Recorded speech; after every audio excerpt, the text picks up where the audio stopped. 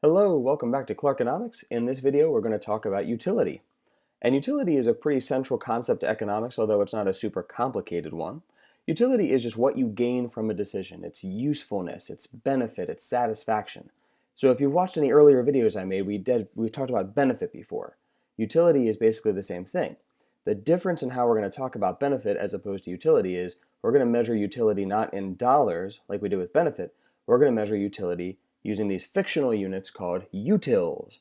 So how many utils do you get from doing something? These are units of utility. They're not a real thing that you can measure. They're just something we're going to say instead of currency, how can we measure value that we get from something? So for instance, looking at marshmallows, how much utility do you gain from eating marshmallows? We're going to say the big ones. So in this table, we've got total utility and marshmallows consumed. So as you consume more marshmallows, you can see that your total utility, measured in utils, is going to start to rise, right? You get utility from marshmallows. 10, after 2 you've got a total of 18, after 3 you've got a total of 24. And the values rise for a while, and then they kind of stay the same. Look at the 6th marshmallow, right? Your total after 5 is 30, your total after 6 is still 30. And then after the 7th marshmallow, your total is actually less than it was before at 28. So if we were to graph this information, it would look something like this. On the x-axis, we'd have quantity of marshmallows consumed. On the y-axis, total utility, one more time measured in these things called utils. So eat 1 marshmallow, your total is 10. Eat 2, your total is 18.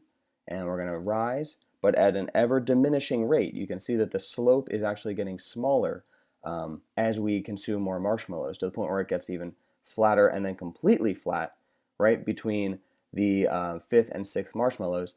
And then our total, as you can probably guess, is going to come back down to 28. So that's what that information looks like when it is graphed. So what we're setting up here is marginal utility.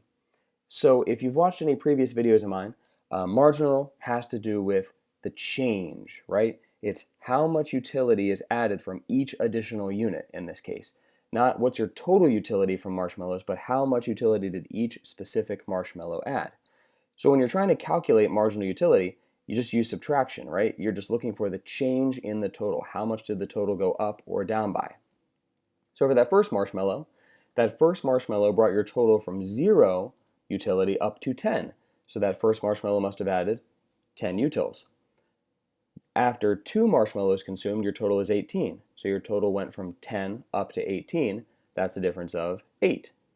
The third marshmallow added 6, bringing your total from 18 up to 24. Fourth marshmallow, you've got 4, and then that one added 2.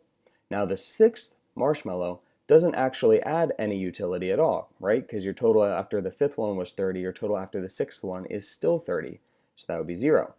And then the 7th marshmallow brings your total down. That must mean that the marginal value is negative, because it's like 30 plus negative 2, which is going to give you 28. So negative 2 is the marginal utility from the 7th marshmallow. And if we were to graph this one, we're going to have quantity of marshmallows on the x, that's pretty usual, and marginal utility this time on the y. And as you can see, our values get smaller and smaller, become 0, and then actually become negative. So that's what marginal utility looks like when it is graphed. Now the interesting thing about the marginal utility of marshmallows is that it changes as you consume more marshmallows. In other words, you don't get the same level of satisfaction from each marshmallow.